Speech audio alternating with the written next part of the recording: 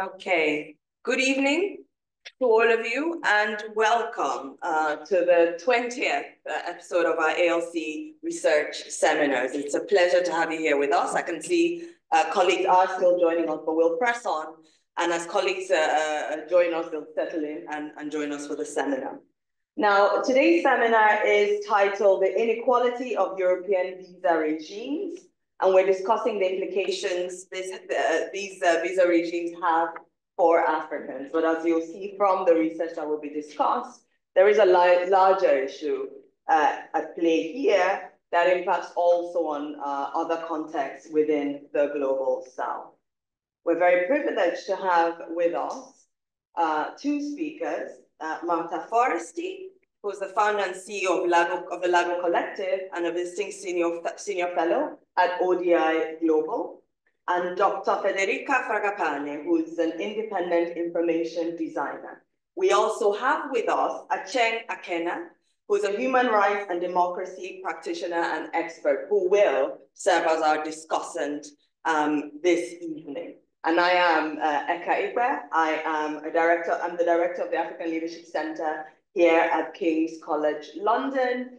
For those who know the ALC, we also have we're co-located in Nairobi. We have a sister center based in Nairobi, and that's headed by our executive director, Shubai Mnyoni.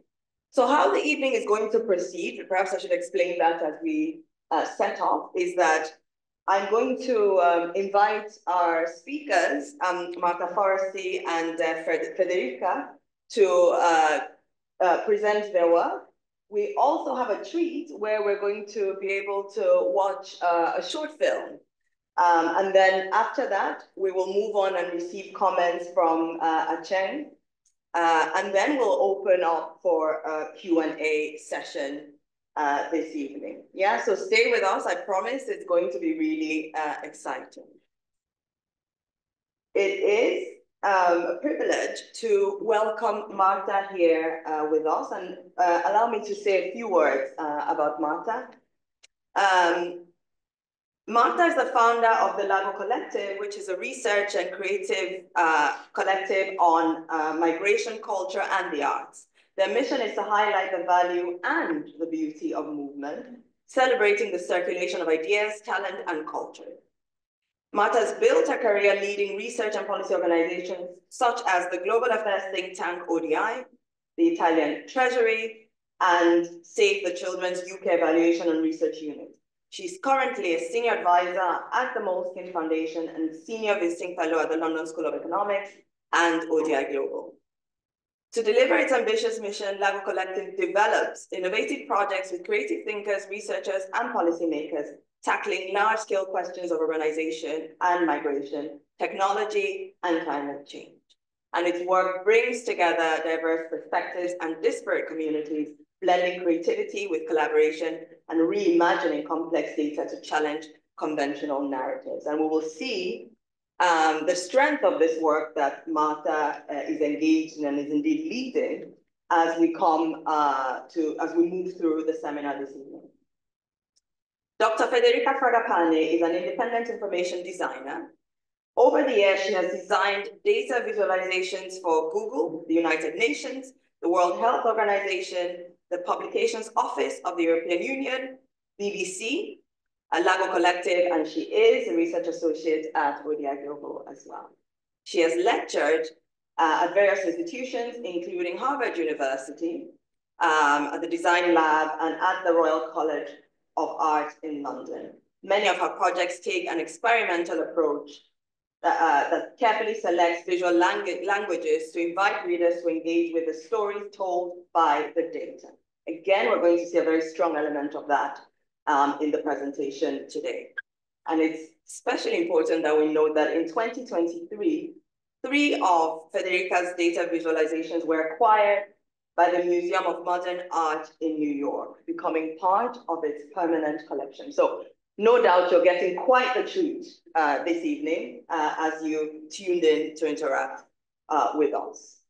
Now, I'll introduce Eka when she joins us for the discussion later, but it's really a privilege to have Eka with us, who is herself a human rights and democracy practitioner from Kenya with 25 years of experience in varied regions and contexts on issues like human mobility, gender, and the rights of all marginalized and underrepresented communities. And we're going to hear a lot from Acheng on this very pertinent issue this evening as well. With that, let me invite Martha. Please join me. A round of applause. Let's invite Martha. What do you want to say? Oh, okay, good. Thank you, everyone, for joining us tonight here and online. And it's a real pleasure for me to share work and also the journeys that I've been through, because in a way this work represents my attempt to think a little bit differently at policy issues. And this Visa Inequality is a surprisingly underanalyzed, misunderstood, and not sufficiently discussed policy aspects of the great migration debate about whether people should move or not, who decides and who controls borders. As Eka said, I worked for many years in policy research. We're here in the university, it's not too dissimilar. Some of you will know ODI Global, which is a very well-known development in global affairs think tank. But it was only working on migration since 2015 onwards that I really started to worry about what we do with our evidence and the effort that goes into creating knowledge.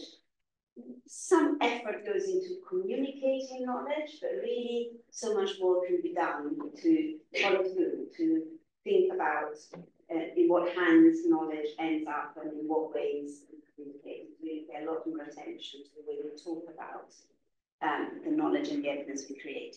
So to be faithful to this principle, this idea, I want to start my few minutes with you with a story, because I think we all know the stories really matter. I think what we do, there's nothing like the story of the movement of people of ideas that gets told by so many people who may not know much about it, and yet it's become such a global story and such a global toxic political narrative. So I want to try to tell you a different story about what I noticed. And this is sort of think back at spring of 2023, there was the opening of the Architecture Biennale in Venice. So my story starts in Venice, like in romantic novels and through.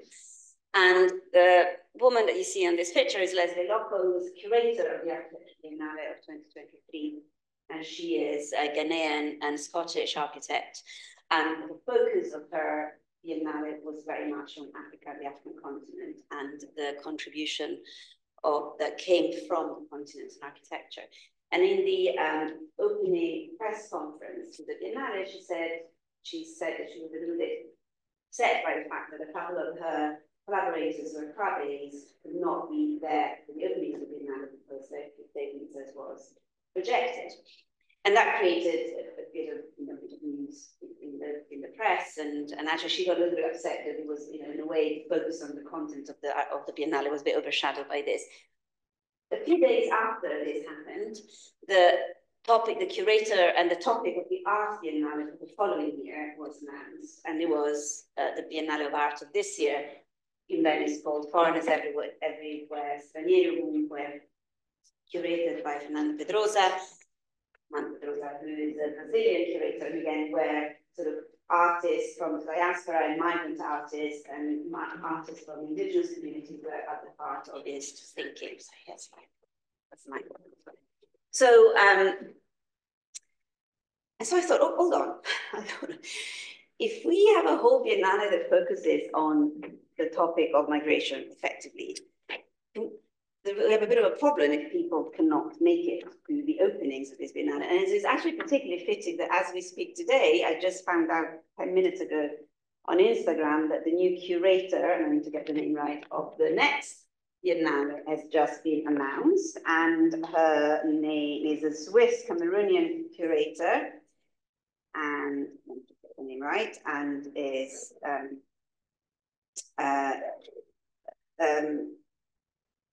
Koyo Kuho, who is also the executive director of the Museum of Modern Art in Cape Town. And so you can see that there is a real sort of, a real thread and continuation in clearly, people that think about a moment like the Biennale to really have both the African content and architecture, and then, and then migration and Africa again in the arts in the Biennale next year. And so I thought, I want to take a look at what happens to these visas. I want to understand how challenging it is for artists that are likely to have their work at the Biennale, but also curators, photographers. I think the collaborators of LAGO were photographers that were denied their visas. And I basically could not believe what I found. So let me show you a little bit the end of the story in some ways, which is that in 2023 and in 2024, with my friend and colleague Ottoman Tegazza, we started to look at what we know about the rejection rates of short-term business and visitors visas to Europe. So this is precisely the kind of visas that an artist would apply to go to the Venice Biennale, but also a researcher, would attend a conference, or if indeed you want to go on holiday with your family.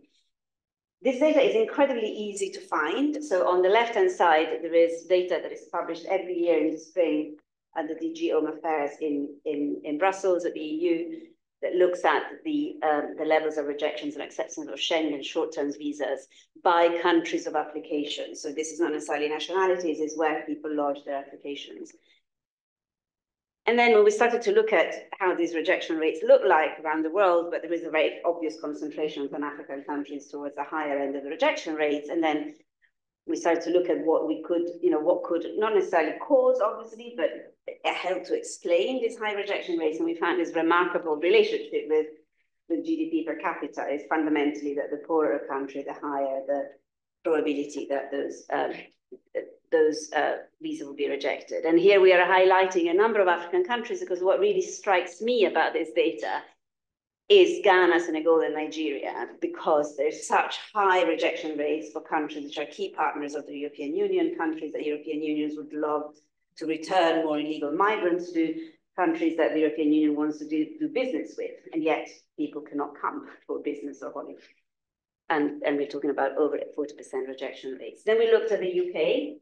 The UK publishes the data, the Home Office, every 3 months. These are, I think, these are by nationality, not country of applications, and obviously different numbers, given that there's only one country. But again, this theme of a number of large African economies seeing, having particularly high rejection rates. And again, Nigeria and Ghana, come back. And again, I was really struck by Nigeria and the UK, but I think we've all seen every single foreign secretary had a trip to Nigeria over the previous government, and the current one, David Lamia, was there only a few months ago. And his name escapes me, of the previous foreign secretary, that actually went to Nigeria and did the whole thing about Afrobeats and went to see, the production houses. And these are precisely the kind of people that actually find it so hard to get a visa to come to the UK. So this is data from the year ending in December 23. So it's the one we published in the spring of 2024. We also did it the year earlier, looking at 2023. There's not many changes in the rejection rates. I think like Algeria was quite a lot higher the year before. Obviously, there's also COVID that in previous years was likely to have an effect, because people are traveling less. But when we saw this data in 2020, in the spring of 2024, from the beginning, when I started to look at this phenomenon, first of all, I was quite struck by how little, it was remarkably easy to find this data, and yet there is relatively little sort of conversations about it. And then I always wondered around the cost of these rejection rates. Because the minute you start working on visas and talk to people, and I'm sure all of you will have stories to tell about how much it affects people whose visas are rejected, and all sorts of costs involved in the application itself, but also in obviously the missed opportunities that result from it. And so to start this conversation on costs with Ottoman Tegazza and with Federica Fragapane here in a minute, we did something very simple. Sometimes I think it's so simple that I want maybe a little bit naive. We literally looked at the application fees, which of course are non-refundable. And by the way, not everybody knows that's the case, especially people in Europe who are not used to have their visas rejected, don't appreciate that the fees are paid no matter the outcome. and we just multiplied them by the rejections of the year before. And I remember thinking, so these fees there were 80 euros in 2022, yeah, I think they just changed 90 when we did, just at the tail end of 23, so it doesn't affect this data so much. And in the UK, it's going to go from £100 to £115. And I remember thinking, 90 euros and multiply is probably going to be a small number. I was astonished when we found out that the overall amount of cost of visa rejections amount to about 130 million euro for 2023, of which about 100 million is Africa and Asia alone. And then if you take into account that there is more application from Asia than there are from Africa, actually Africa is disproportionately affected. About 40 million of that 100 million is from Africa alone. So this allowed us, we can go further, so as researchers do, we start to tell this story. And what you see here is the very first blog that came out of the Africa, the ALC, when we first looked at the rejection rates. But really, once we looked at that figure with cost, I mean, as far as things can go viral in my world, and maybe yours, unless you're an influencer, it did catch, it really did catch the attention of the media. So this is actually a tweetable thing. So now that we no longer use it as much, that we published in June early this year, when the EU observer in Nairobi first published the data, looking at putting out those figures. And I mean, I think these are the numbers that he got an incredible amount of attention and tweets and retweets. Then the LSE published the next version of the work that looked at the cost, and then finally this gives an idea of how much this emphasis on the cost of application, the interest it generated in the media. So I just want to pick up a couple of those. As I said, it started with the EU observer in Nairobi, a fascinating insight. The journalist who wrote it has a Kenyan wife, and he said he estimated himself that the cost, that the last 5 years they put the money that they put to try to reverse a visa rejection probably in the region of £20,000 just by virtue of having to go through legal fees and lawyers. It got in, I mean, this is a snapshot. This is Pakistan. There's the Bangladesh in Nigeria. In Nigeria, it continues to come out. Every now and then I get a Google alert of yet another piece that came out in Nigeria. And obviously, there's been a bit of a capture in the narrative around this, as if this has been a rip-off in some ways. In many ways, there was nothing wrong, but there's nothing obscure about what's happening. When you pay your fee covers the processing cost, not the outcome. So there's nothing murky around the fact that the fee doesn't buy you a visa, but it is astonishing how much you waste given the high rejection rates. And of course, everybody will tell you that this only begins to scratch the surface, because there are flights that cannot be refunded, there are private brokers that get involved, there are legal fees to get decisions overruled and overturned.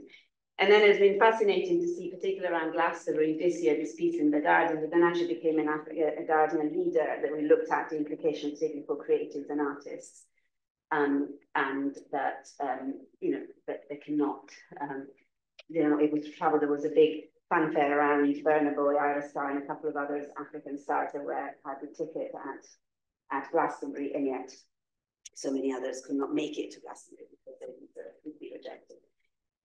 So this is where we'll talk about it later. In a way, this is relatively, I mean, I was still struck by how much attention there was in this topic and how much interest. But in a way, this could be the end of it, right? We've done, and then we can do the data every year. We publish it. The LSE writes a blog. The media pays attention. And yet, I thought I want this story to be told louder, or to be told for longer, and to travel beyond universities or the Guardian newspaper. And this is where, in a way, Federica takes over. And so I'll let her tell you the story of what we've done with this data.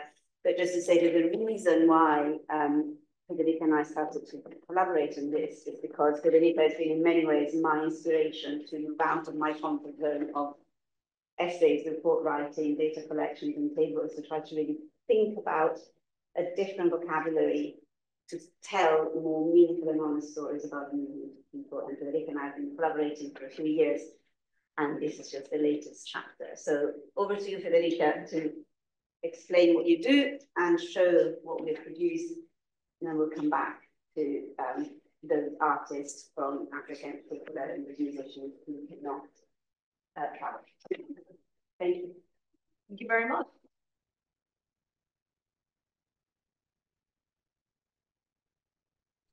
Hello everyone. Can you hear me? Okay, great. And hi Martha, and thank you for the introduction. Thank you, Eka, for the introduction, and hi everyone. So I'm also going to share with you some visualizations, some visual elements about visual inequality. But before that, I want to show you my approach and the reasons, especially behind my approach in visualizing data. So just please give me a head up if you can see. Well, yeah, I see from the webcam that you can see my screen. Great. So I'm an independent information designer, and so this is a visual translation of what I do. I visually translate numbers, contents, data, information into visual representations with the aim of helping their knowledge, with the aim of discovering something new, with the aim of reading data and reading stories through data, especially. And I really see my work and my visualizations as the visual equivalent of articles, long articles or short articles and stories. And for me, it's really, when I use my visual representations, it's really like writing with visual languages. And as I was mentioning before showing you how Martha and I visualized in another way the data about visual inequality, I want to give an introduction about my approach, showcasing some projects of mine. So there are many ways in which data can be visualized. I often use very classical minimal representations, the ones that are most commonly associated with the language of figures and data visualizations. For instance, I collaborate with the Publications Office of the European Union, and for them I create these very standard and classical representations, because in the context I've been asked to collaborate for, it makes totally sense to create representations that speak a language that is more commonly recognized as a data visualization one. But there are also cases in which I use different languages, different visual representations, soft and organic shapes. And this is a very simple definition of organic by Oxford Languages, relating to or derived from living matter. And I pretty often work with data that have lives behind them, that have an organic presence behind them, human lives, but not only, living creatures behind them. And for me, using soft and organic visual representations is a way to pay attention to this presence. For me, first of all, and then hopefully also for the readers. And so, for instance, there are projects in which I use a different approach. This is a visualization that I had designed some years ago from the magazine Atmos. It was part of a brilliant investigative report by Yesenia Funes, investigative journalist, and she was working on the environmental defenders who had been killed in Brazil. And she asked me to create this visualization about the number and the share of environmental defender deaths by state, using my organic visual language and look and feel to recall the topic and to recall the living presence and the negation of these lives that stands behind the data and the information. So when the context allows me to, and when it makes sense to do it, I like to experiment with shapes. And for me, the aesthetic parts of my graphics and my representations is really an essential step. And it's a premise, it's an introduction I do all the time, but for me it's very important, because for me working on the aesthetic of my pieces, working on experimental shapes, it's not only a matter of doing final touch-ups, fine refinements, but it's really part of the process I want to work on. For me, communicating, I'm a communication designer. Communicating is my main goal always. And aesthetics has a very important role on the communication process I want to work more on. For me, it's really an invitation to the readers to, first of all, being attracted to what I'm displaying, hopefully, and then also spending time on reading the data, reading the stories that I'm telling through the data. And for me, it's important that the experience can be hopefully pleasant through aesthetics, even when the data and the stories are not pleasant at all. It's a contrast I often work on because it's my personal way to deal with topics and information that I would love people to spend time on.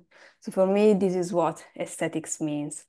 And I want to show you two quick examples that are not related to Visa's inequality, and then I will go there.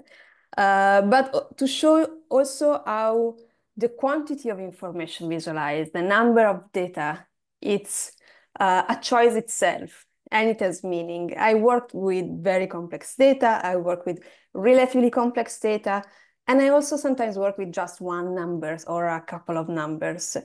For instance, last year I had the pleasure to work for an exhibition in Turin, in Italy. It was a photographical exhibition by photographer Luca Locatelli, curated by Elisa Medde, and the exhibition was all around circular economy solutions.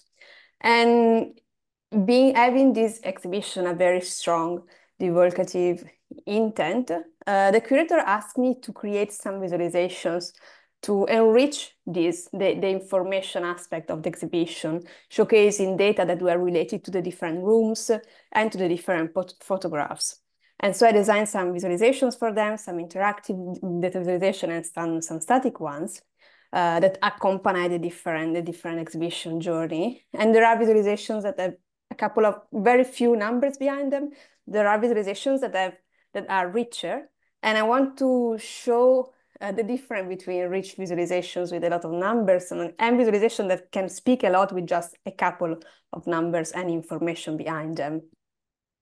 So the last visualization, the last visual that closes the exhibition is about a beautiful project that is Drawdown Project.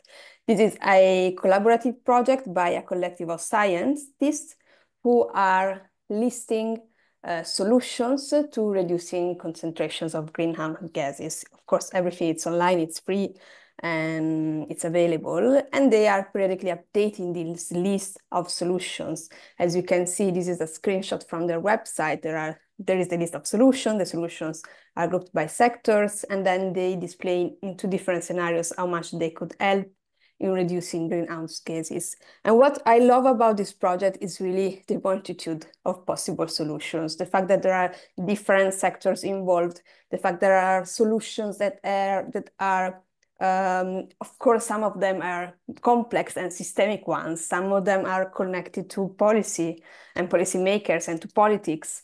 Some of them are individual solutions that can be easily, that we can easily take care of.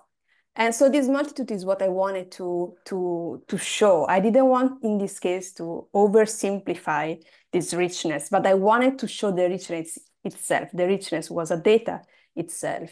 And so I decided to represent all of them as branches. As you can see here in the screen, one branch displays one possible solution, in this case, plant-rich diet.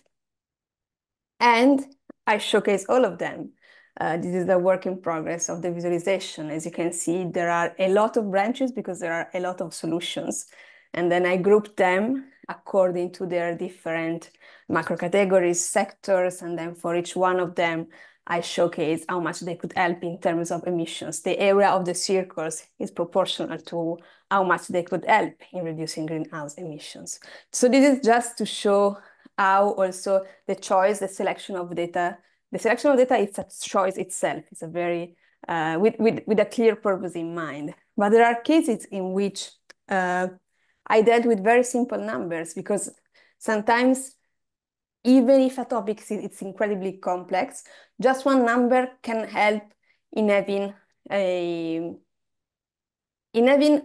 comprehension of it, and especially in making it in trying to let people discover something new. There is a number, for instance, that I worked on, and it's the one that you can see now, that is the number of days that have passed since the Taliban banned teenage girls from school.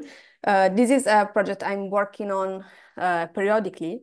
So the first time I visualized this number, it was 500 days. The last time I worked on it, it was 1,000 days. And 1,000 days without access to education, it's a number that I think deserves to be written down, to be counted day by day. And it is why I created this spiral in which I brought down and I counted this number of days, this growing spiral, that it's a representation of this growing number of days without access to knowledge, to education, and counting, writing, reading is what we learn at school. And this is why I wanted to write down this number from one to 1,000. And when I create these projects, I do it. There are projects that I work on for commission, of course, but there are also projects that I work on just to share them online on my social media without any commissions, because in some way they represent numbers that I want to talk about, as this other number that is a number that was shared by an Oxfam report in January 2024 about the average number of Palestinians who had been killed by Israeli military by day.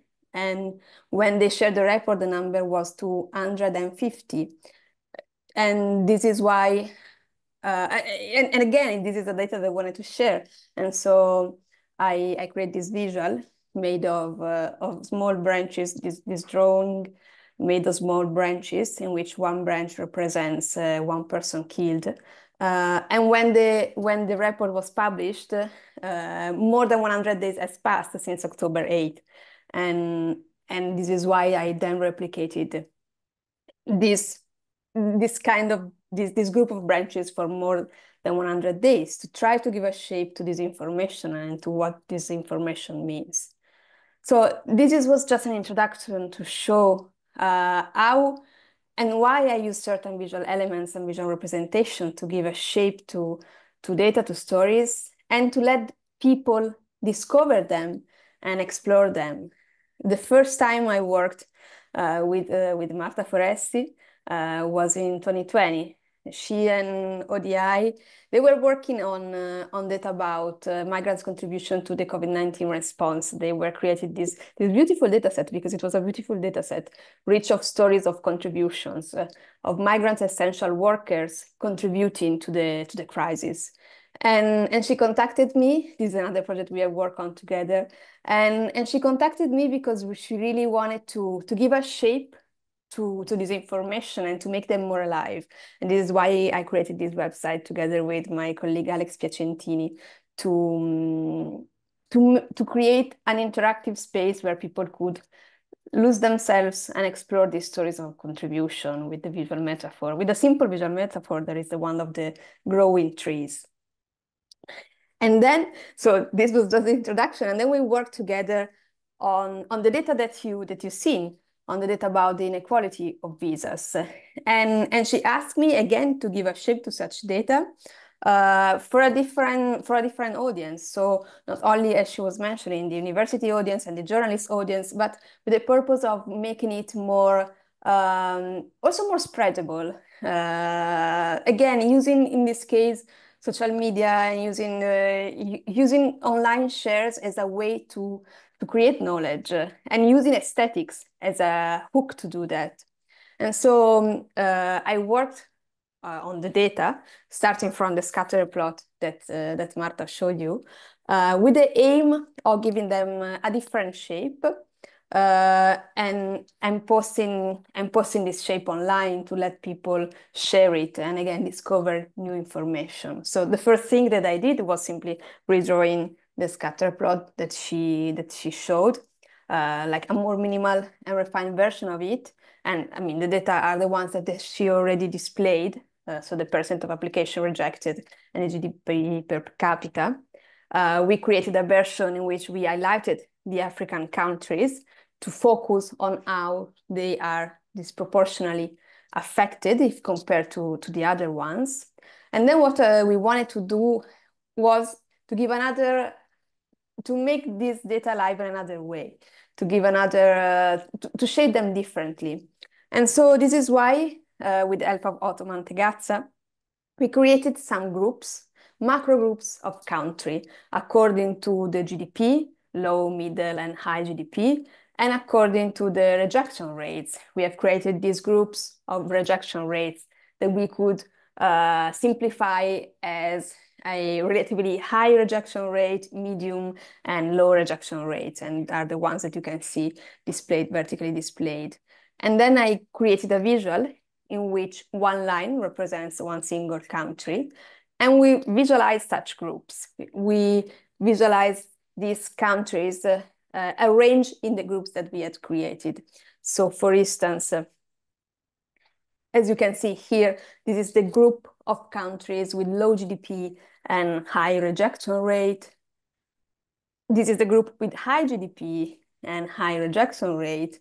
And on the contrary, this is the group of countries with low GDP and relatively low rejection rate. And this is the group of countries with high GDP and relatively low rejection rate. So what we wanted to do, what I tried to do with this visual, with this graphic, was to give, first of all, a shape to this asymmetry that you can see clearly here between low GDP countries and high GDP countries. And then we wanted a tool that people could share online. And this is why I use aesthetics, and this is why I use softened shapes that maybe are not necessarily classical ones, but that in some way can speak to people. Also, maybe people who are not necessarily used to scatter plot and to the representations that for me are standard, but for another reader, maybe they are not. And then we posted online, and we posted it online, and it was shared online a lot. And this is what it's really important to me, using data visualization as a tool to let people discover something new. And also in some cases, as the last three that I show you, the Afghanistan one, the Gaza one, and this one, as tools that people can also use to talk about topics that are relevant to them, are important to them.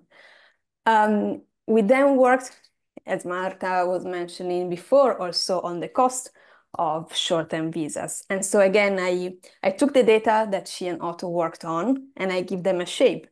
So the data were the ones about the total estimated cost of rejected applications by region based on the 80 euros application fee. And this is and then we created different shapes, one for each continent. So this is the shape for Asia, this is the one for Africa. The area of this element represents the cost, is proportional to the cost, of course. And this is the one for all the other regions combined. And then we overlay an information on top of this main graphic, that is the one about the rejection rate. So here, again, you can see how Africa is really disproportionately affected, because the stronger the color, the higher the rejection rate. So again, these are examples of how Martha and I, we are working on data visualization as a tool to bring these stories to life and to let them spread, because that's basically what I'm very particularly interested into doing. And now I'm leaving the space to Martha again. Thank you very much. Thank you so much for that, Federica. Really, really fascinating. And I think everyone hang on to the questions that you might have there for us. And we were going to move to show a film, but I think perhaps we hear from Acheng, our discussant first, and then we take questions. And then we'll watch the film later so that we, get into those questions before we enjoy the film later, right? So Acheng, if it's okay with you, we've just shifted that order a little bit, but I hope it's okay to hear from you now. Would that be fine? Yes, Eka, that's okay. I hope you can hear me well. We can. Let me just finish my introduction of you, if that's okay. So I'd mentioned already, I promised that I would do that. I think it's appropriate that I offer you a little bit about Acheng. I'd mentioned before, she's a human rights and democracy practitioner from Kenya with over 2 decades of experience working on issues including human mobility, gender, and the rights of marginalized and underrepresented communities. She previously worked within both the United Nations and the African Union peacekeeping missions, and she has engaged extensively with Africa's regional system. So migration within the continent, really critical there.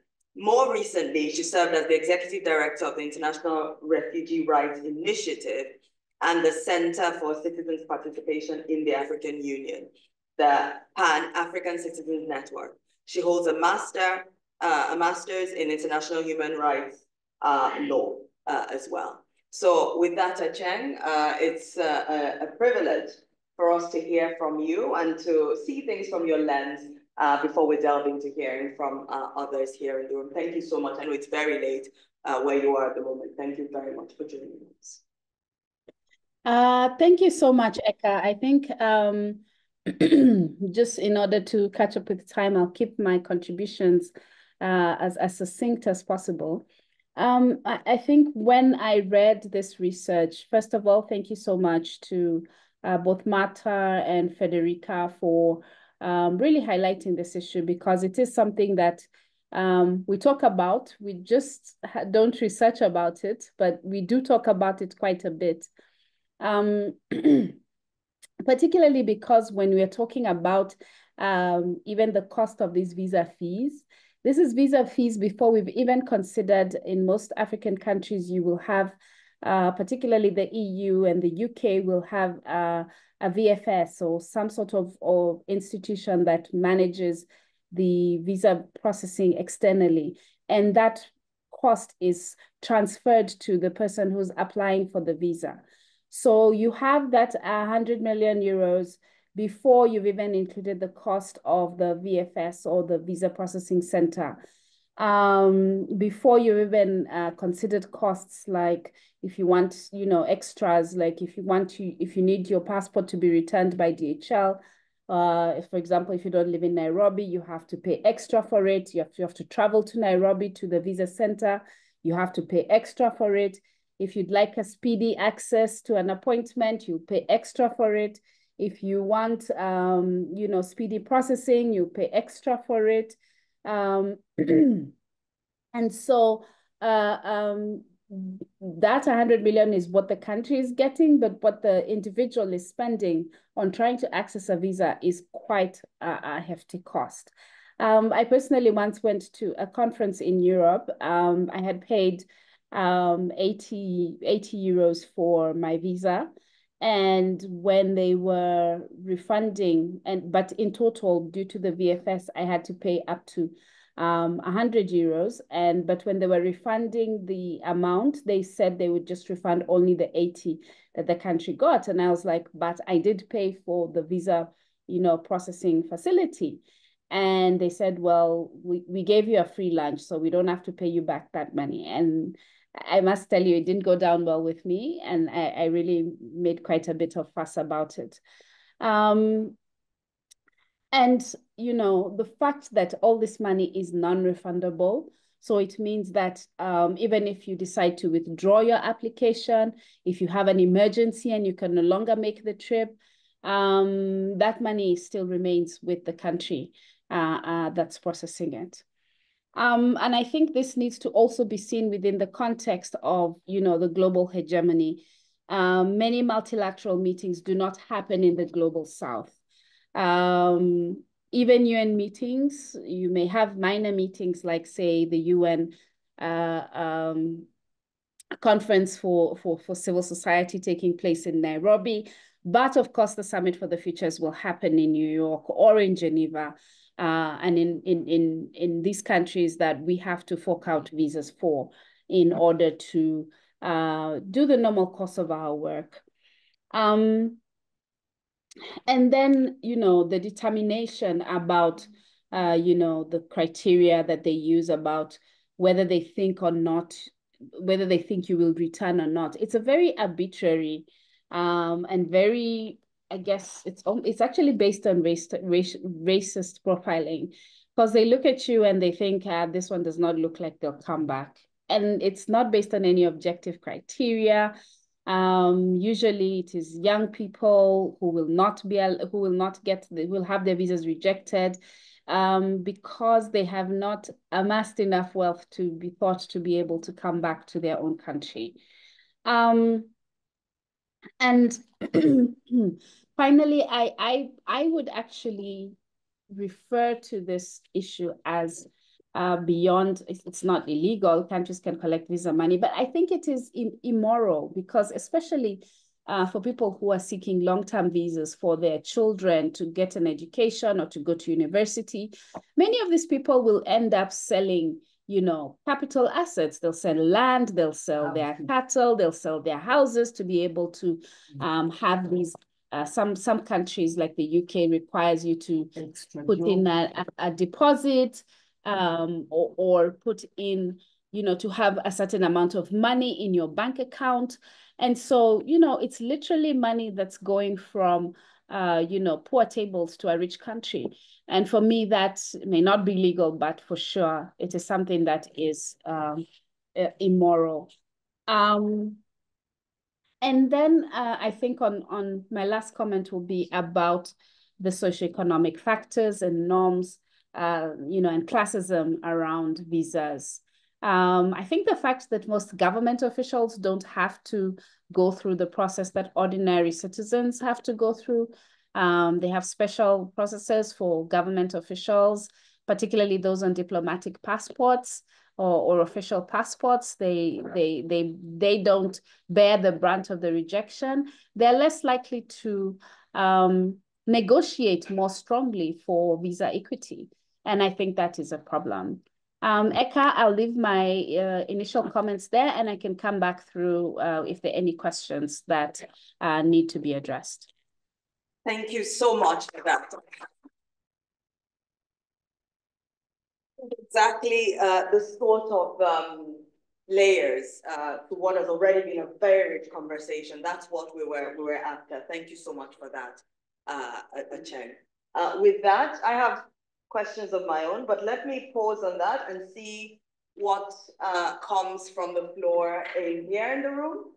And from the floor, colleagues online, please type in your questions in the Q&A box or the chat as well, and we'll pick those up. I see 1, 2 questions in the room for now, and then we'll come to those online. Those in the room, please, I'll give you the floor. Ask your question there. Yeah, good evening. It's slightly provocative. Tell us who you are as well, if you don't mind. I'm a student at the ACL. My name is Sir Williams.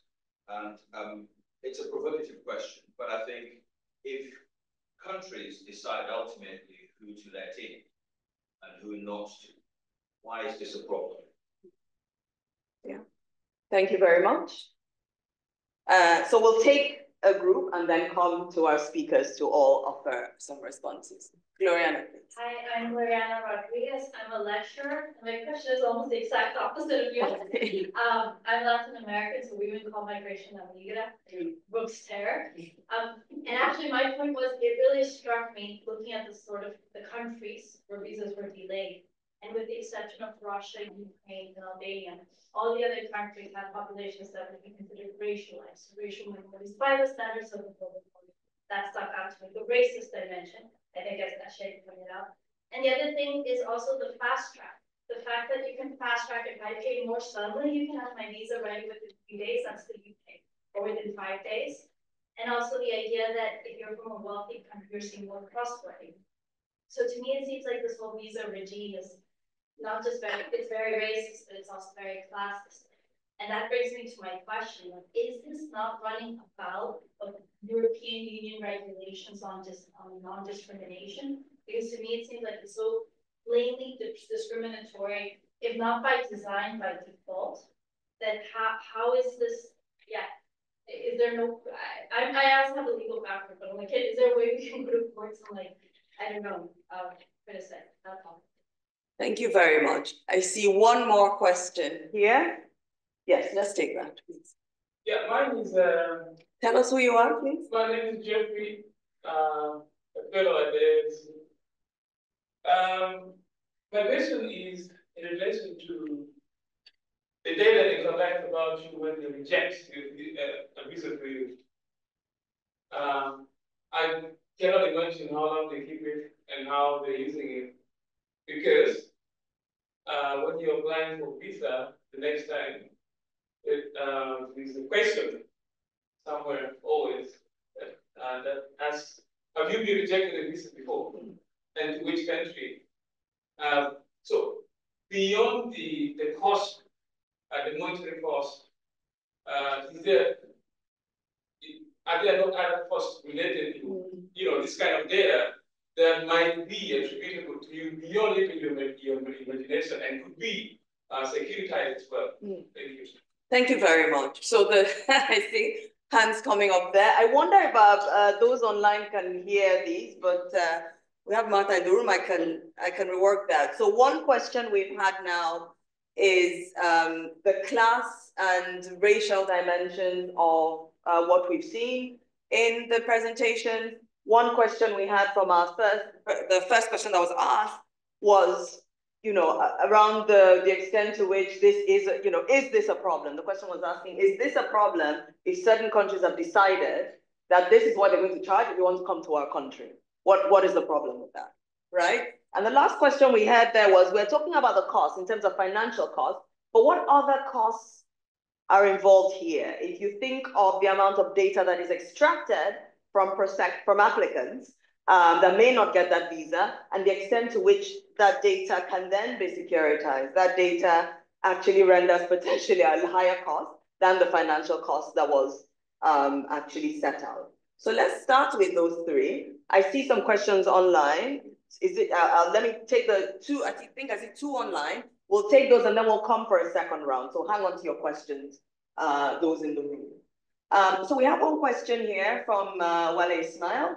Is there a disaggregation of the data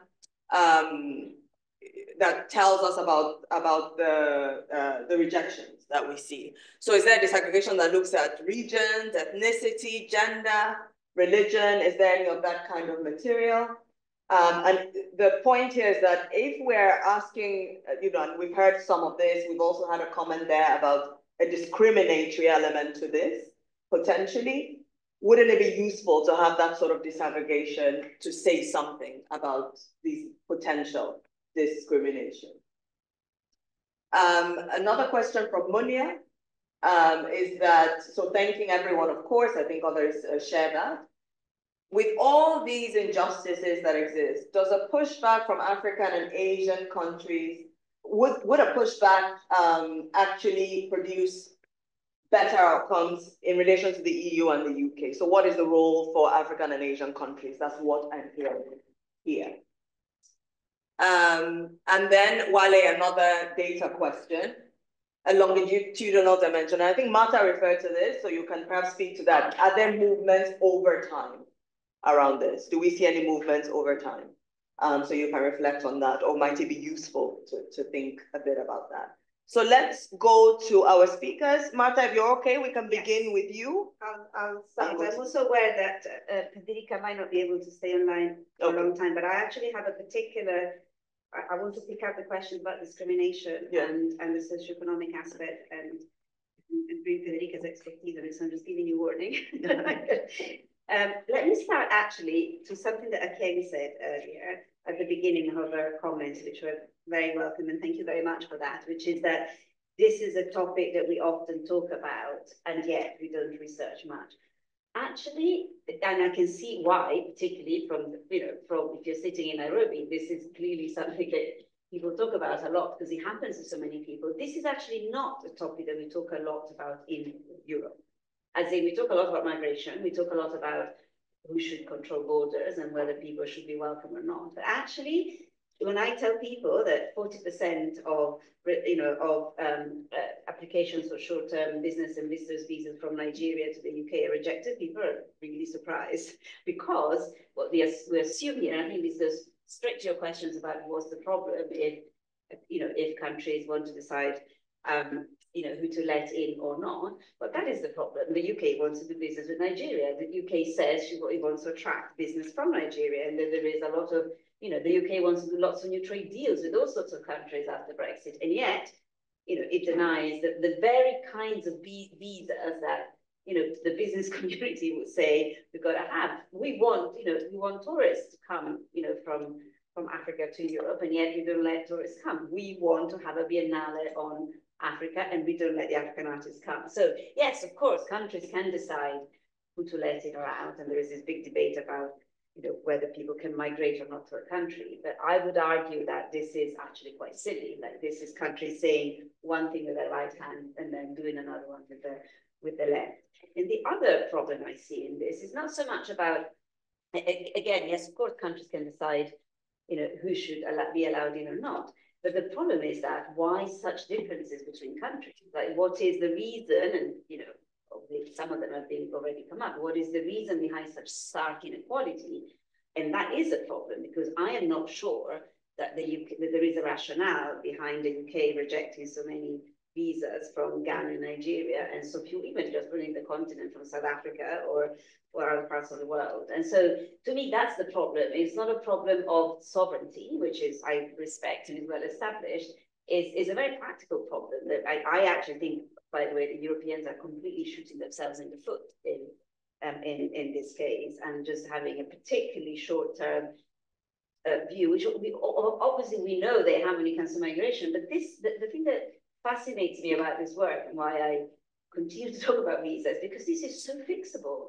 Like, this is where actually nobody will have a problem. Like, even people who are, quite entrenched in their views about migration figure.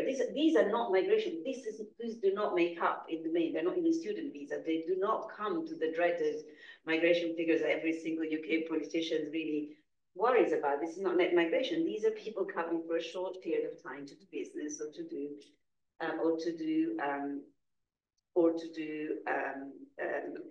go on holiday. Now, is this discriminatory? Yes, it is, because what I hear all the time about what explains this is that surely, I mean, I remember the first time I talked to a journalist about this, the answer was, well, no shit, Sherlock, like, as if we didn't know that people coming from Ghana are way more likely to, unless you can show me that, people, on average from Ghana and Nigeria actually are less likely to overstay their visa in other countries, this is not a story. That's discrimination, right? Where's the counterfactual? Where's the evidence that somebody coming with a white face from everywhere else in the world gets the same treatment? Yes, people do overstay visas all the time, and the harder we make it for people to migrate legally, and the fewer legal pathways there are for people to come for long stay purposes, student, think of the UK and what's happening in universities. If you make it so hard for people to get a student visa to come and study, yes, I would try to get, a short-term visa and then overstay, my welcome. But again, what I don't think is explainable, or certainly not on the surface, is this high, this very high level of inequality. But this is the question: what is there data that breaks down the groups, the genders? No, of course there isn't. This is data. This is very much scratching the surface. This is data available. There are actually groups. You can't even see the breakdown for different European countries. This is Schengen. Is applicants from the countries. There might be ways to look at the gender breakdown, but this is where actually different kinds of research is indeed needed. We will do it. We do have some funding to do some more research that will go into the discriminatory factor and what is blatantly, in my view, a racist element of it. I never thought about whether this is ground for, to bring it back to the EU itself on its own practices. But this is one of the fascinating challenges if you work on anything related to migration. And this is that, unlike, say, international jurisprudence on protections for refugees, where there is a convention that can be applied, the Geneva Convention, and be applied or not, and you can question a decision. This is very much the case. This is a very murky area of work, because of course there is no, as far as I can tell, there is not much normative framework for embassies to explain, to publish. I think we found that we're beginning to find out there are bits and pieces of information, but it's a very, again, this is not migration. I'm struggling to get the International Organization of Migration that I work a lot with to actually pay attention to this, because this is not, it's not the big debate about, the assessment of whether you're entitled to asylum. Is not even, something that we should be worried about in terms of economic migrants. This is something different, and this is very much, For example, I learned in doing this work that individual embassies have financial targets for money they need to raise locally, and that's, you know, obviously the processing fees you go towards that. The role of, I mean, you mentioned BSF, but there are a number of private brokers who are officially involved in the process. You can buy their services, but you know, there is an awful lot of very informal practices, particularly in countries where there are conflicts or heightened, you know, where visas become particularly valuable goods, where also the cost can go higher. So yes, the issue of the real cost beyond these fees is something that we are going to be looking at. We'll be working with some investigative journalists on this. But this is where I'm going to say one last thing, and then call in Federica on the discriminatory factors. Again, it's something that Chen, you said about the fact that this may not be illegal, but it's immoral. It is immoral, is certainly unequal and unfair. And absolutely, I actually called this a reverse remittance on purpose, because again, going back to what we talk and don't talk about, we hear so much about financial flows from the north to the south, you know, whether it's aid or development financing or climate financing, and then we hear a lot about remittances. It's something that migrants, official, regular, or otherwise, send back, but we never hear about these other flows that effectively work the other way. And so I think there is a really powerful narrative coming out of this work that is really worth exploring in Europe, precisely because these things are not discussed much in the context of migration debates, and because I actually think they might elicit a slightly different response, because I actually happen to think that if you're the minister in charge of culture and sports in the UK, and you or the organizer of the Venice Biennale, you have a stake in this, right? This is something that affects your own, what you can achieve.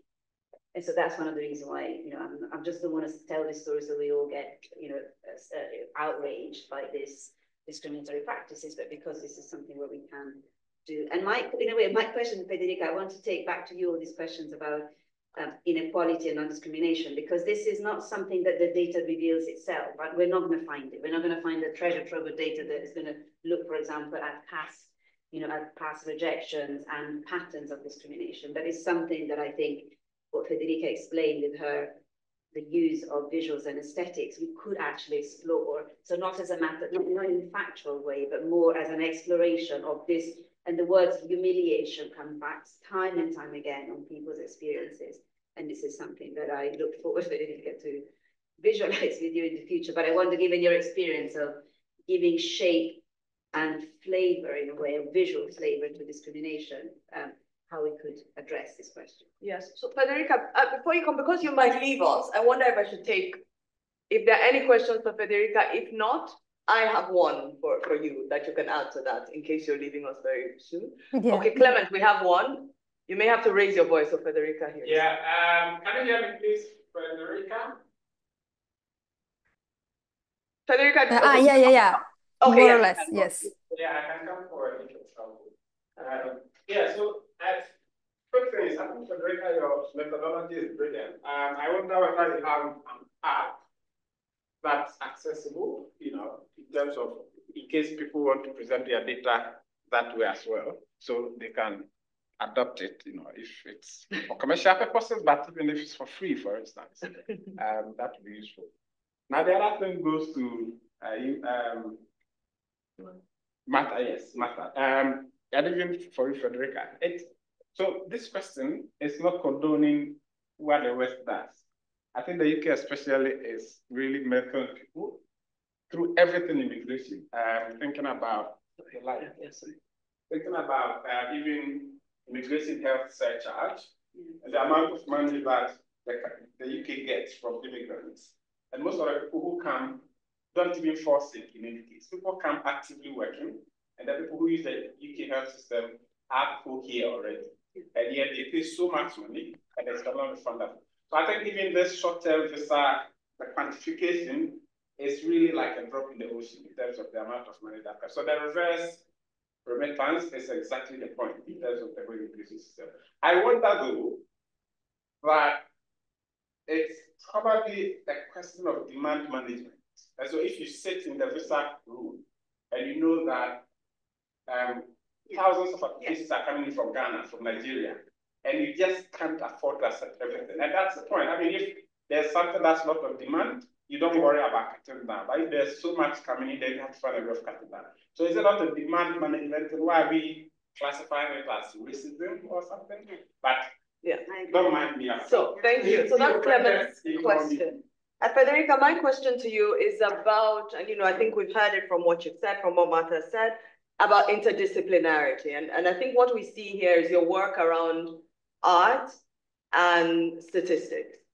And, so we've seen what is beautiful about it, but what are some of the challenges there? Are there forms of data that it's difficult to go on that interdisciplinary journey around? Have you come across something that's like, I won't be able to manage it here? Or are there stories you wanted to tell, but you were compelled to tell a different story? I'm interested in that interdisciplinary interaction. Anything you have to offer on that? So we'll let you and Cheng carry on, and we'll come to a proper next round. I just wanted to get this in, just in case you're leaving us shortly. Over to you, Federica, please. Yeah, so thank you so much, and sorry for leaving earlier. And Cheng, it was a pleasure to hear from you, and I would love to hear from you more. So I'm sorry that I have to leave early tonight.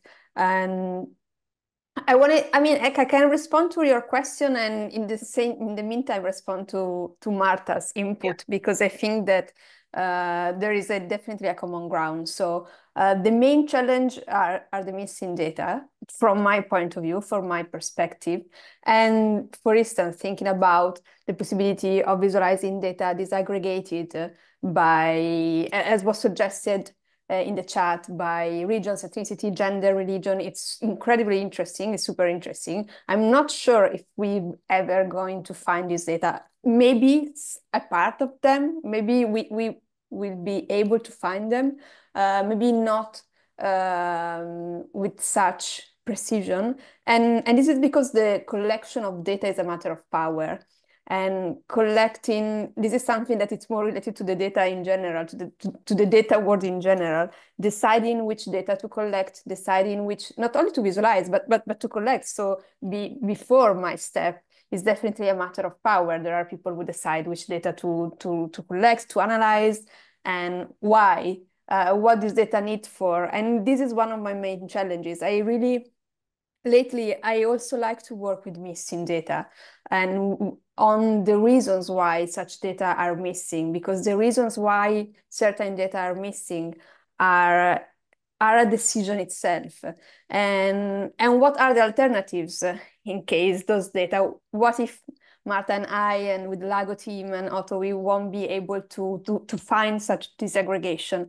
I think that's something that can help us in this case is collecting personal stories, the one that Martha was mentioning, and giving a shape to personal stories.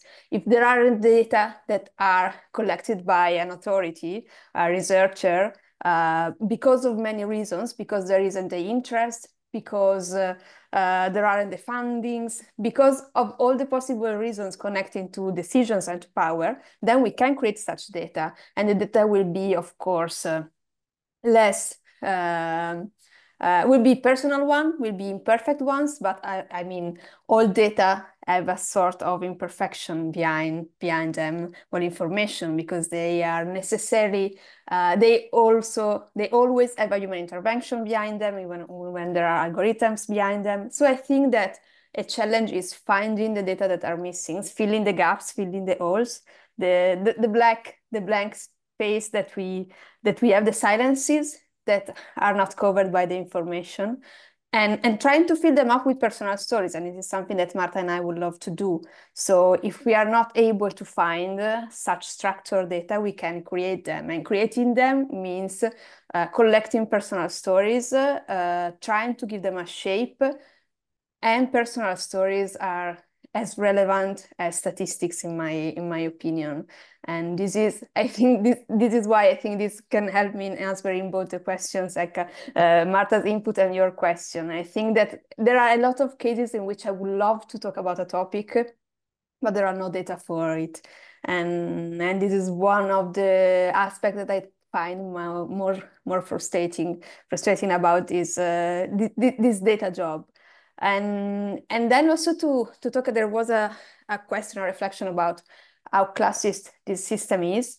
And of course, definitely is. And this is why another aspect Martha and I would love to work on together is the relatively of how much 80 euros are for me, how much 80 euros are for a worker in another country. I mean, it's definitely the same amount of money has a very different meaning according to where you live and what is your job and what you are doing. So this is another information that, again, it's not something that you can find in a statistics, but in this case, it's super easy to calculate. And it's something that we would love to work on. Thank you so much, Federica. Really appreciate that. Achan, can we turn to you, please? And I have to leave, unfortunately, but thank you so much. Thank you so much for being with us. Bye. Bye, all. Such a pleasure hearing about your work. Sorry you have to leave. Yes, sorry too. Thank you, Cheng, and thank you all. Bye. Bye, Martha. Bye, Eka. Okay. So, Eka, I think I like the question that said if countries, I'm sorry, I didn't hear the name of the person, it's a bit of an echo, but someone asked if countries decide who to let in or not, why is this a problem? I think it's a problem because of how the world is organized. I would say first and foremost that the fact that Europe sees migration as a crisis and Africa sees migration as an opportunity really does, define how both sides address the issue of people wanting to move or the issue of human mobility. If you have Europeans in whichever capital of Africa you'd like to choose, and sometimes not even in the capital, in the rural area, they're existing there. They've come in, paid $50 entry, and they've come in, they've done their internship, they've done their volunteership, they have learned, they have grown, they have gained experience on the African continent, and they have gone back to their countries and either written their PhD documents or become some sort of expert on the particular issue that they were studying on the continent. Why is it that then when our students want to go to study in the UK or in Europe, they're subjected to quite stringent,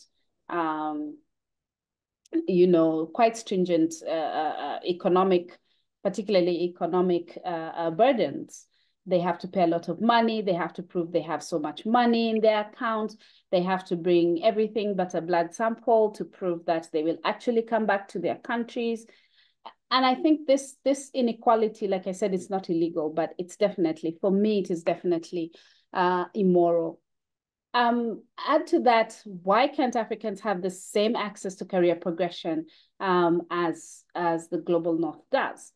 So, for example, as I mentioned before, your career progression also depends on, for example, I am in human rights. And so for me to progress in my career, I have to have had experience, or at least I have to have, engaged in any of the major human rights bodies, for example. So you find that the UN Human Rights Council meets in Geneva. So it would mean I would have a human rights council without ever a human rights career without ever experiencing the Human Rights Council.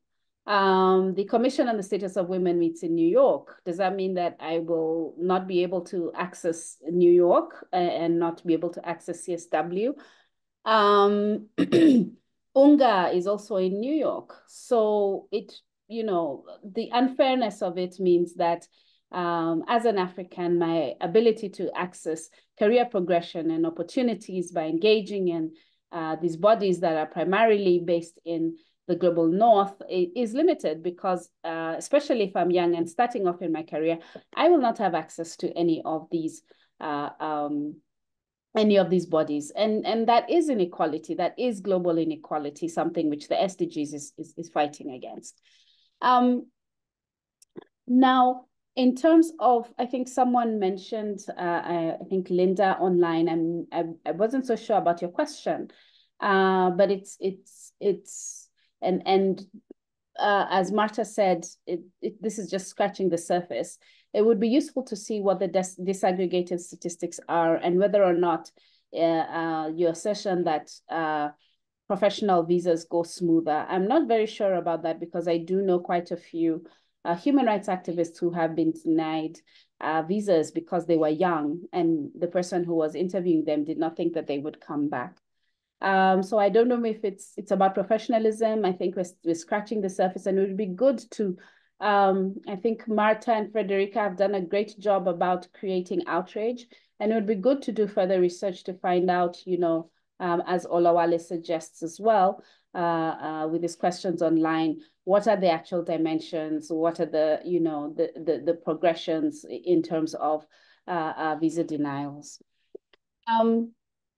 But I would also like to talk about, I think there was another question online about whether, or was it in the room? Forgive me if I get that wrong, but about whether it would make a difference if African countries push back. Like I said, African countries see migration as an opportunity, particularly inter-African migration. I think just looking at global power dynamics, if they did it as a bloc, it would probably work. But as an individual countries, I think there might be significant challenges, not just due to ODA, but also due to several bilateral arrangements that countries might have. Eka, I'll hand back over to you and take any further questions if there are any.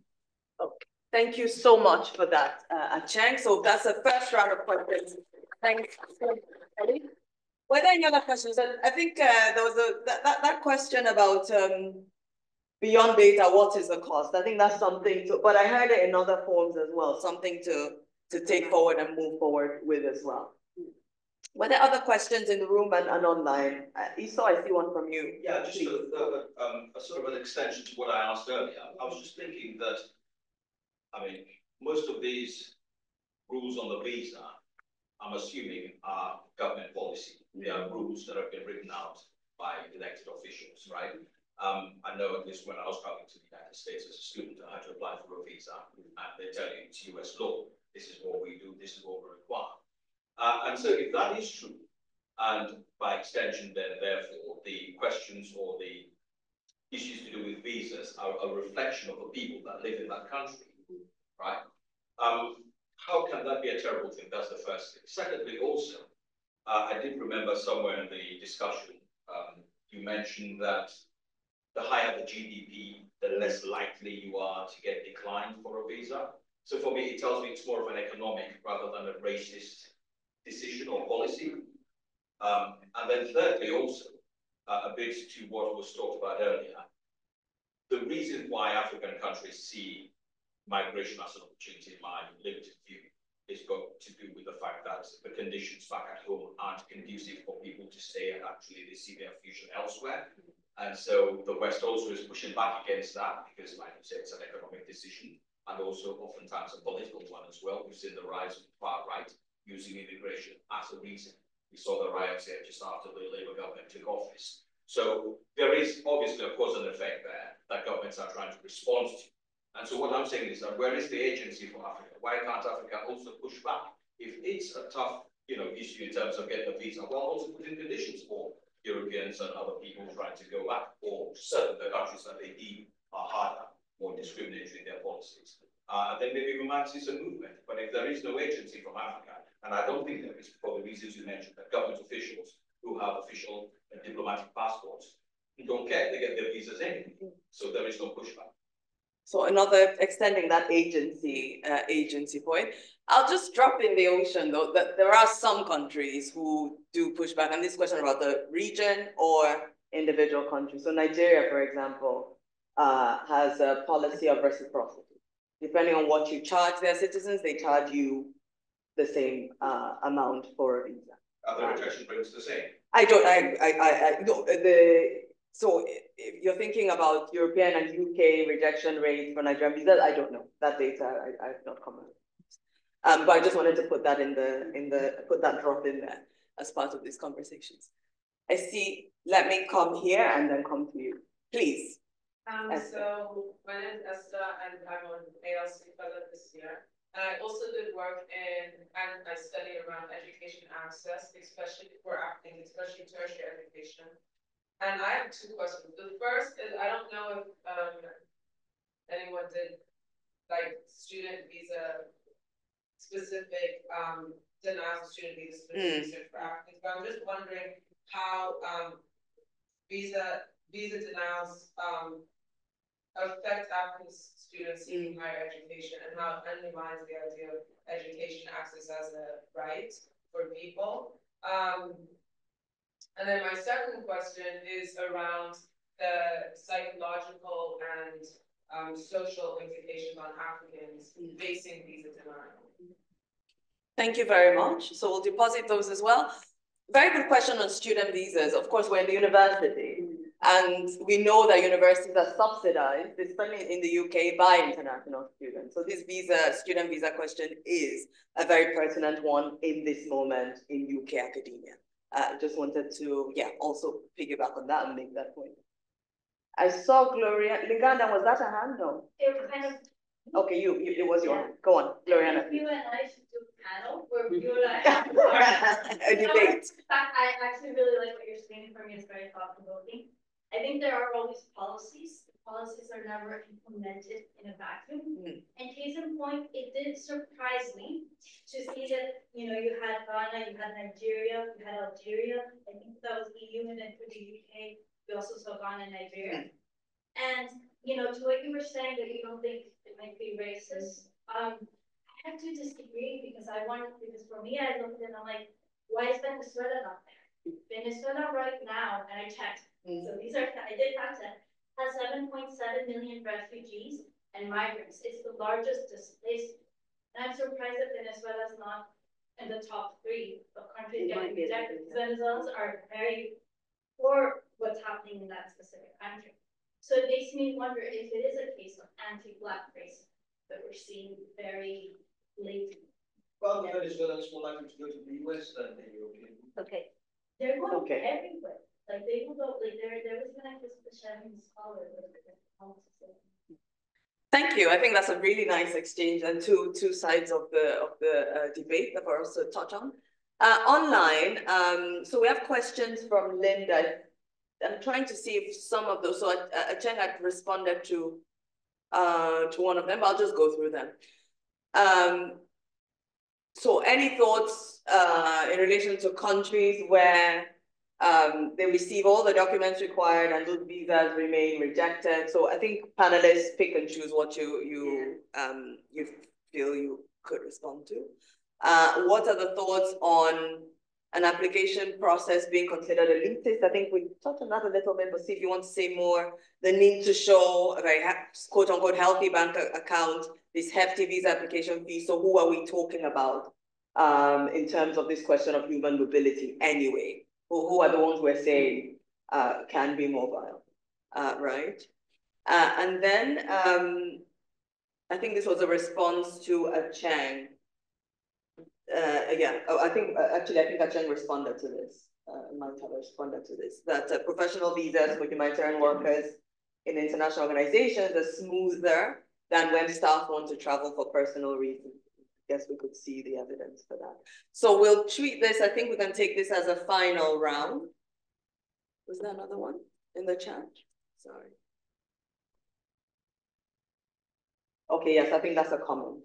Linda, again, thank you very much. Interesting point about South Africa. South Africa having lower visa rejection rate because of the racial makeup of South Africa as well. And potentially, as you think historical links between South Africa and the United Kingdom, but other parts of Europe as well. It's a very pertinent point as well. So let's come back to the panelists, and then I think we can grab refreshments and watch the film. That's what I'm thinking we can do. Please. Thank you. Let me just take a couple of very easy one and then a couple of broad thoughts, and I'm going to try to answer also by giving you some snippets of what's going to come next in this work, because some of it, it also speaks to some of your interests and questions. Before I forget, the question about the longitudinal aspect, this data, as far as we can see, is published very regularly. So it's published every year by the EU and every 3 months by the UK. By the way, on the portal of the Home Office of the UK, there is also, this is just, remember, it's just temporary visas. I'll come back to this. So for example, student visas are separate and they are published on the Home Office. And so, yes, at the moment, anything longitudinal right now needs to take into account COVID and the effects of it. So that's why I'm a little bit reluctant to compare it for too much before. But from now on, as part of what we're going to do, so this is my first bit of information about what's coming next, every year around late May, we'll be publishing the updated data. We'll start comparing the last couple of years and make this almost like this bulletin every year when we look at the changes in rejection rates. I want to pick up also on Federica's point about the importance of missing data and the importance of, because this goes hand in hand with the personal experience and stories, because that data doesn't exist, but the stories and the experience, and in fact, from a qualitative research perspective, this is an incredibly rich field because there are so many stories about visas. And so one thing we are going to do in the next phase, depending a little bit on how much money we raise, but is to, what I visualize is actually an archive of stories, an archive of experiences, of testimonies of people. And this is something that actually is going to turn into data. It's going to be obviously qualitative data, but this is where talented people like Federica and Tiziana Loccio is not here tonight, but some of you might have seen it on social media. In addition to the data visualization, there's also experimented with sonification of data. So we use the same data set to produce a sound installation that uses the bass notes of a harp to signal, lowering GDP. Again, with this idea that you want to use the data to tell a story about how this feels and how it's experienced. And so the idea is that with this repository or this archive of stories, to then use the data to generate interesting visuals and sounds to tell the story collectively. But the film that you're about to see, which is, don't worry, it's only 7 or 8 minutes long, you can have a drink, is one of our first attempts. It's a collaboration, I'm going to say it now, with the local radio in Accra, in Ghana, where they capture the experience of 3 of their resident DJs and musicians about their own experience with Visa Inequality. And I think there is a lot of potential to do that kind of work, precisely to fill that gap that Federica mentioned about the missing data. African pushback. This is another thing that I'm very hopeful to do in the next phase, which is that there are various ways of pushing back. Some of it, which I think is not sufficiently talked about. And again, please, this is my provocation back to you, is that I'm really keen that we stay with the nature of these visas, that we are careful not to translate this evidence into a broader metaphor for migration policies, of which, of course, they're reflected. But this is what is, I think, is of particular interest here, that we're actually not talking about migration. And if anything, is the risk of, is the suspicion of migration that drives some of this. But fundamentally, we're talking about people who just want to come for, not even as students, like for even shorter, right? For an event, for a seminar, for a conference, for a meeting.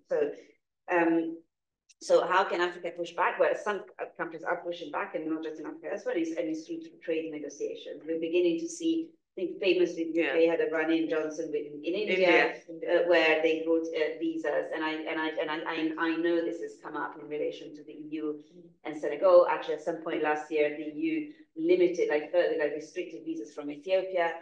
So it's the diplomatic tool both ends, and I think a number of countries, both through reciprocity and other means, can achieve that. And I actually have ideas with colleagues at the work on trade to begin to analyze trade deals, to look at because I think, if I understand it correctly, in trade policy, this is not a formal part of it, but it's becoming an effective tool that is being used. The other one is intra-Africa visas. Now, this is another, because we need to, again, trying to push back on this is just about the North being evil and bad and racist, which of course is also very true. But I remember somebody was interviewed by Larry McGowan, Dangote, saying that the one thing that would change his life and maybe make even more money would be if he could get more easily visa-free travel in Africa. And as we know, a number of countries, Rwanda, Kenya, and others are leading the way. part of it actually includes as element of reciprocity as they open travel within Africa that make it a bit harder and tougher for people to come from elsewhere. So this is another very powerful tool for fighting back, right? Is to show the way by looking at intra-Africa. And the level of inequality within African is equally staggering, right? Because I think trying to get a visa to South Africa, if you're from Sierra Leone, good luck with that. So, not from Sierra Leone, but anyway, and then there's interesting questions about, I think your isn't it a question of capacity at the embassies, which I think links to your question about policy and rules. I think this really is a matter of the embassies doing what they can. When I was in Ghana a couple of weeks last month, and I was having a conversation with this Swiss ambassador who said she had to delete her WhatsApp from her business card because she was completely overwhelmed by the direct contacts about visa. I do think that there is a challenge. But I think this is precisely because this is not migration policy and this is not something that is regulated, I think, necessarily by law, or not even. I'll be surprised. I mean, we can look into this, whether there is a systematic policy approach. I suspect this is an area where there's lots of guidelines, where you're at the embassy, you receive a checklist of what you need to check. And then you're given a target of money you need to raise and how many of these applications need to go through. So this is actually a fascinating little project for those who work on bureaucracies and governance and incentives, because I suspect this is an area where embassies are really struggling, and where I do figure like rooms with piles of applications and probably a lot of rejections. I was so motivated by by not having the time to investigate them, and probably it is safer to reject some. Having said that, I think there is a very clear policy challenge for the European Union here, which if you look at this data, and this is not wrong, it's not wrong to have this level of inequality. Like reciprocity is key. We're talking about business and tourist visas. I don't think the EU, or for that matter the UK, can afford diplomatically to have these figures. The next time Lamy goes to Nigeria, this should be a problem. It should be something that he wants resolved. So I think there is the policy objective is actually quite straightforward, is to reduce this inequality year on year, not tomorrow. But the EU could have a target that by the next 5 years, year on year, you will see a rebalancing of rejection rates, and you will see African being less effective and other countries being more effective, have a more equal approach. This is a very realistic policy objective, actually, and one that does not even conflict too much with broader policy issues related to migration, or for that matter, sovereign and border individual member states. And then the psychological effects. I mean, again, this is something that I hope this archivist will say, that the word humiliation, when you will hear it from some of these artists from Ghana, how this feels is devastating, and is something that people get really angry about, and is something that has knock-on effects. And so there is no doubt that there is a dimension of that. I'll finish with the story, given I started with the story that to me highlights the absurdity of this. I was in Ghana in October, and I was at the gallery called Ada Gallery, which is a very slick sort of contemporary art.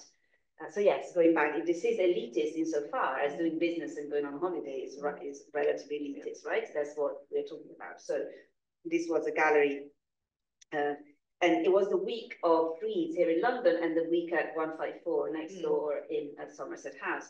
So the Ada Gallery from Accra had an exhibit, like a booth, how do you call it, like a space at Ada. And in fact, the artist who showed his work at 154 was actually the cover of the catalog, the very pink, some of you will remember if you visited, is a pink painting looking at masculinity in Africa. I can't remember the name of the artist now. So Ada was there. They had, or I imagine it's not a small amount of money to have their space, and they had their artists and their work.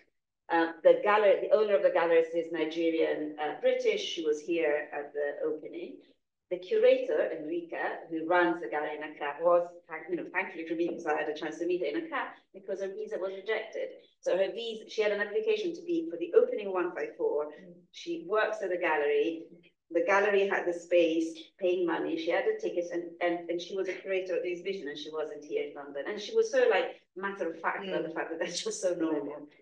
And so this is how incredible this is, right? That you have, and yes, so I almost don't mind that it's elitist. Like I actually want to, meaning that I want to look at something that is meant to be elitist and work and be heartless, and still become so contentious. Because if we don't, if that cannot be unlocked, good luck with with climate refugees or other matters. And so you cannot overcome the racism in a case where somebody is invited, welcome, has a purpose, and is so clearly going to go back to Accra to continue doing her job at the gallery.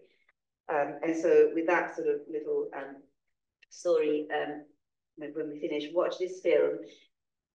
One thought that our colleagues and friends at Morocco Radio are very keen not to show this film in Accra, or probably actively screening it until we've got something else to say that is not just to tell the story of visa inequality. Because while I want to tell it here and to audiences that, as I said, in my view, don't know enough about it, obviously the last thing I'm going to do is just to repeat the fact that people know very well if they're affected, that it's very difficult to get a visa unless you've got something to offer that goes at least in some direction towards the solutions. But those, trade deals, intra-Africa visa, visa-free travel in Africa, pointing a little bit these stories about the absurdity of the system, something like the Venice Biennale being moments. We created a lot of noise around Glastonbury last year. This is something where we can genuinely make a little bit of a difference. Thank you so much for that, Martha. Cheng, I wonder, do you have any points that you wanted to touch on before we move into the film? Yes, Eka, just a points. First, thank you, Martha, for your interventions. They were quite interesting, and I think I'm the first one who extrapolated this data for long-term, visas and made the connection with migration. And I do agree that we should remember that this particular body of work was for short-term visitors visas. But it would be interesting as a next body of work also to look at. I'm almost 100% sure. Well, let's say 99.8% to leave 0.2% for doubt. That the long-term visas, probably people who are applying for study, people who are applying for other migration reasons, probably have higher rejection rates than the short-term ones. And I find it problematic that that it's actually set as a target. So it's deliberate. It's not that people are coming with genuine with all their documents, everything, their mothers and fathers' birth certificates and whatever else they'll ask for, presenting, and then they are found short. No, it's that the visa officers have a quota to fill, and once they fill their quota, they reject everything else. So you're not being rejected because you fail to produce certain, fundamental documents that they asked for. You're being rejected because the quota's up. They're not supposed to give more than the 20% or 40% or whatever quota it is that they are assigned. And I think that is extremely problematic, particularly because all these people are paying money. Maybe it's, as somebody said on the group, I think the other Linda said, maybe they should give back that money. If they only have a quota, they say, okay, we've reached our quota for this year, so everyone else who has applied, take back your money, would be a better approach than taking people's money when you're only going to provide a 40% or 20% or 60% of visas for that year. I think that the fact that I think it was also mentioned in the group that a lot of people are repeat applicants. So I think just the rejection is never a good thing. But for me, I always tell my friends, and they know me, that if someone should die and I got made Minister for Immigration, I will do quid pro quo. I will do reciprocity, right from the having to shout your business from the other end of a barred window, having to take fingerprints, and I'll make sure we use the black ink that we use in Kenya rather than the so-called biometrics. Like, I would do complete quid pro quo, because some of these processes are really degrading, dehumanizing. You have to come and shout your business from a window in a hall full of people who know all your problems, and then you have someone, either accept or reject you based on a feeling they have about you. I think that Also, the psychological effect of this is something that should be further explored. And then I think the final point probably I have, I had others, but I'll just make one more, is also considering costs of visas. I think there are other costs, hidden costs that I didn't mention. So for example, for a Schengen visa, you already have to have purchased travel insurance. So you've paid for the visa, you've purchased travel insurance, and you don't get a visa. And those costs, they're just on you.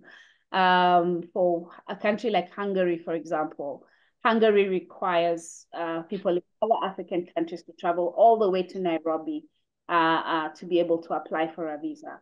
And there's no guarantee that you will get that visa even after the travel. So I think that there needs to be some sort of visa equality.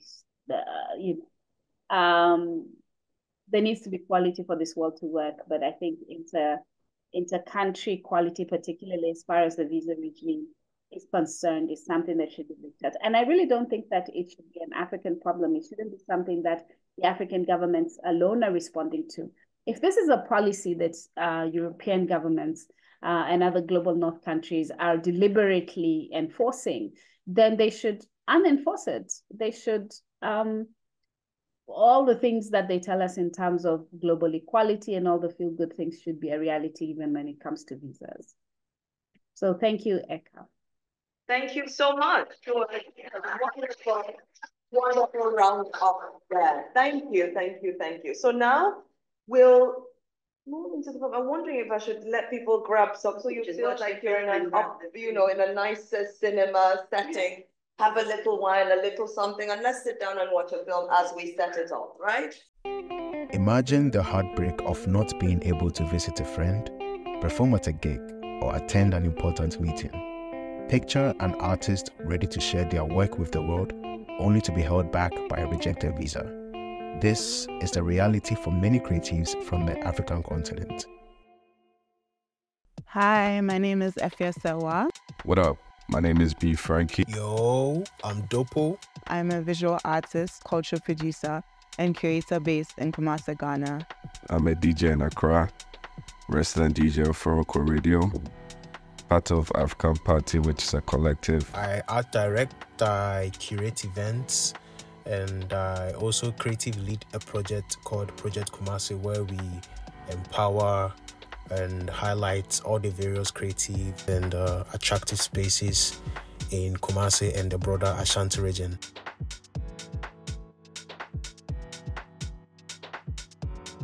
For me, I have struggled with getting visas rejected. I have struggled with not being able to even provide enough evidence for the visas, specifically things like if the institutions I'm working with, if they're late on providing support letters, accommodation letters, because a lot of them don't actually want to book these hotels, these flight tickets until you actually have the visa. But it's like you need the accommodation letter, you need the flight tickets, the flight reservation to prove that you're going to come, do whatever you're supposed to do and come back. So it becomes this very, I don't know how to describe this backwards process where you are rushing the institutions you're working with, you're rushing yourself. Well, I'd say Visa Inequality has affected me. I'd say it has because I applied to go study in Europe and also DJ on the side, but that didn't happen mainly because I'm coming from a gig era where, unlike a 9-to-5, you get paid to have the right documentation to show proof of funds. Normally my proof of funds come through gigs, and that was a challenge. It's affected me because I couldn't go out there and develop myself. Yeah, visa inequality takes a lot of toll on people, myself included, from my experience. When back in 2022, I got bounced from getting a visa to Australia. So basically, I won a scholarship to go study at a design school out there, and yeah, I guess due to some certain reasons, my application got rejected.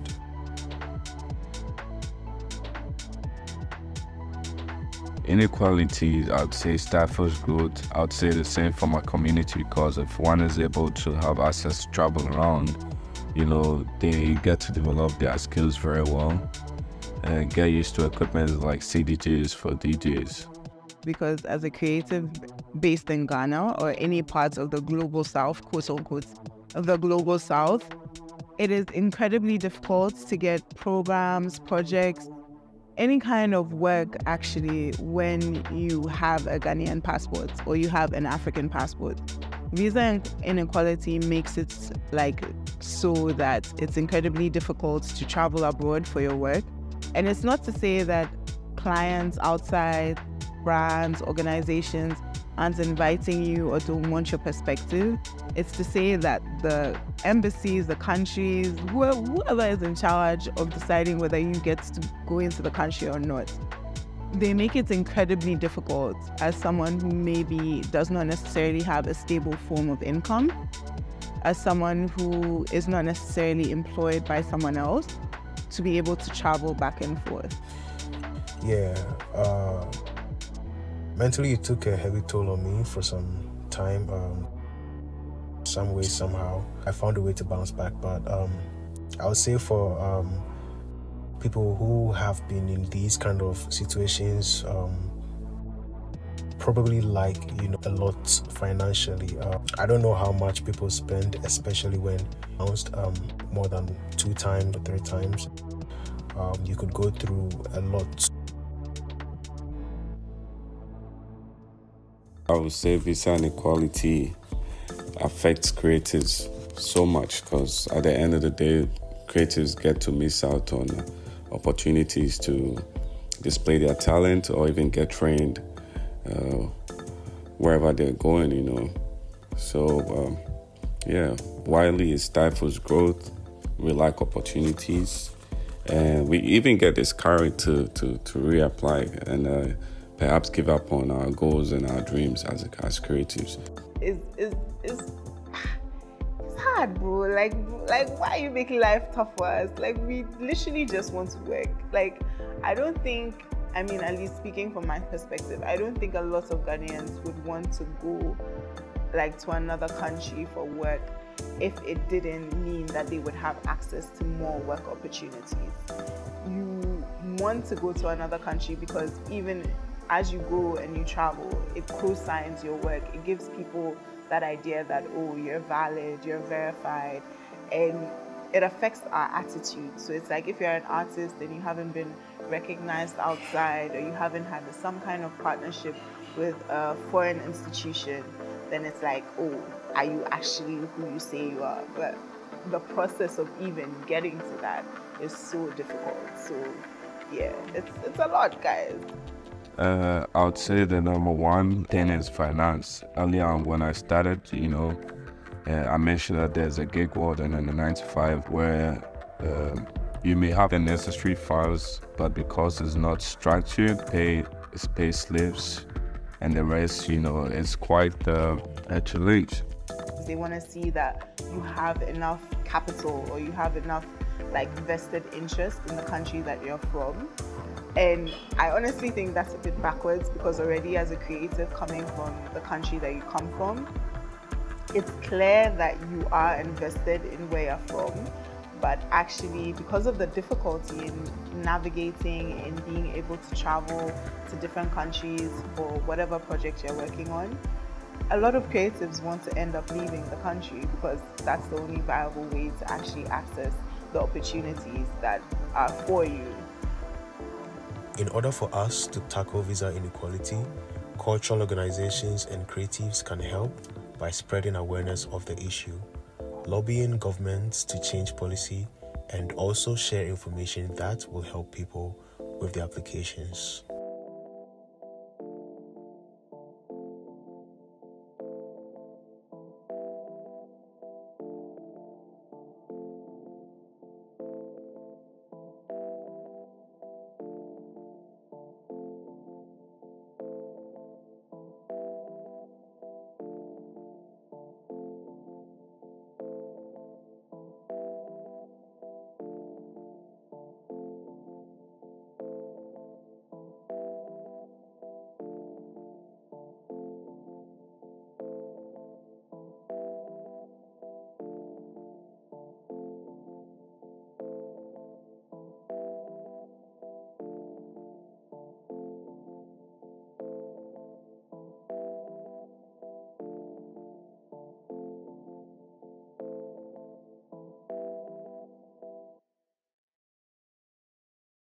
Yes, and we are back. I think that was really, really brilliant. So a round of applause, please, again for that. Thank you so much.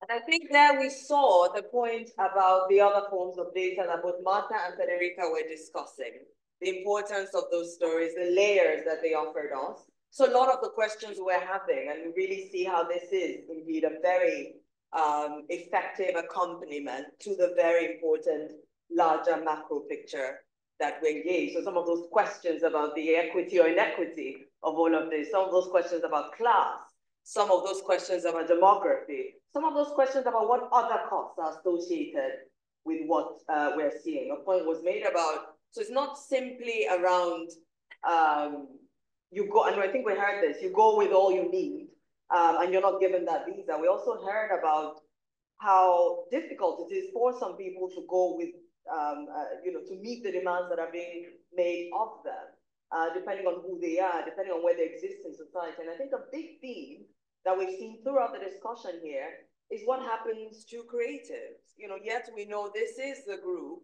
who's really reaching out globally. This is the group drawing the right kind of attention to Africa in this moment. But this is the group that also exists in hugely precarious economic situations, right? So what does that mean really for this group? What does it mean for young people? So a lot of very fascinating work around these added layers and what kind of questions we should be asking. And I think I just wanted to say this really showed us a great deal, and also ask questions about how we think about statistics and what are the most important statistics as well. What a treat, thank you. And I'm understanding from Martha here that we're one of the first to view this film, so that's super special. I feel very, very privileged. I hope all of you share in that privilege as well. Help us disseminate it when it's finally absolutely. It will be in January. Yeah. But if they think of screen it at the center with other students, but even now, it is actually we have it on the classroom sites. Fantastic. And you check out our radio, the media. Fantastic. So we're hearing that we get to screen it more so we can, have a few more people watch this, and we should check out Oroko Radio as well. So, I think in the room here, people are getting refreshed, have already had some refreshments. There's more that we can get to. To those in Nairobi, and all over, all over the world, of course, but our colleagues in Nairobi, and Cheng also, I believe you're in Nairobi. Just a huge, huge thank you to you. I think it's been such an enriching set of reflections and conversations. And Martha, of course, Martha and Federica, a wonderful discussion. I think you've taken us on a journey here. The key point that, started all of this is, what you said about this information is there. It almost seems unbelievable that I'm saying and people are like, oh, what's going on? It is there. But the work that you've done, clearly you've seen the kind of engagement is really important work. These are conversations we need to have and we need to explore. I think what's very important how you entered into this conversation around let's be layered in how we're doing this. Let's be attentive to how we can interact and engage with this. Let's reject the sense that there is no agency or there are no possibilities for dealing with this. So that was really, really welcome. In terms of the proposals you also put forward as to how we take this into the spaces. It's a very live issue. I think many people here, someone, you yourself might have been, I have, certainly, affected by this. So it's something that really touches us. Again, it's that issue of research, but research that we're living, right? These are spaces we move through and we travel through really, really important conversations. It's an honor to host this kind of conversation. We look forward to how this work grows and continuing this conversation. So inviting you back for the next, next bits of this work, how it evolves. Colleagues, those that might be interested in, we have Martha here, which is a treat, might be interested in discussing more, engaging more on this. Maybe there could be a strand that's on creatives, even specifically, all kinds of possibilities there. Let's explore that. Cheng, of course, your really significant work. I heard what Martha said about intra-African movement and, what kind of conversations do we also have to have around that? But I think what you introduced in terms of the rights issues here What does this, when we talk about equity, and we heard Gloriana in this room also speak about that, questions of dignity, and we saw that in the film as well, questions of dignity about human lives, psychological impact, really, really important points that don't always get recognized in these debates. So I thank you all for really bringing this. And of course, to our guests here in the room, our guests online that stayed with us up until this time, very rich sets of comments. You've offered us rich questions that we take with us as we move. Please allow me also to extend my thanks to both the LAGO Collective team and my colleagues at the ALC, those in Nairobi, Aliyah, who's here, who has really supported us to bring all of this together. Thank you so much. And with that, I wish you all a very good evening, good rest of the week. And to those in the room, and we will, sorry we don't have you all in the room at time, but we celebrate and drink on your behalf as well. But thank you so much for joining us. Thank you so much. Really appreciate it. Thank you. Bye-bye. Thank you, Eka. Thank you so much. Thank you so much.